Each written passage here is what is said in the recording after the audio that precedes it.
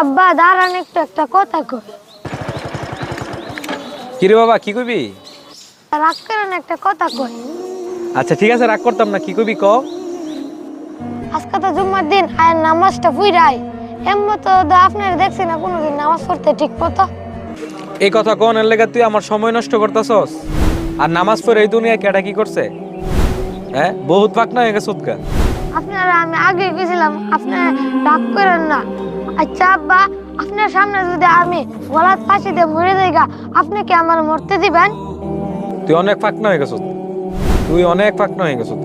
তোর অত কষ্ট করে আমি লালন পালন করছি, তোরকে আমি মরতে দিমু? তুই আমার সন্তান না? আপনি যেমন আমার মরতে দিবেন না, তেমনি আপনারা নামাজ না পড়ার কারণে জাহান্নামে যাইতে দেব না। আপনার নামাজ পড়ানো লাগবে আব্বা।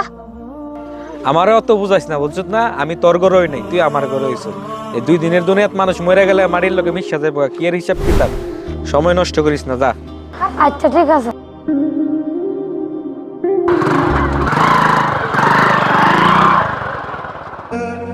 আল্লাহ, আমার বাবার মতন যত বেনামাজি বাবা আছে তাদেরকে নামাজি বানিয়ে দেন।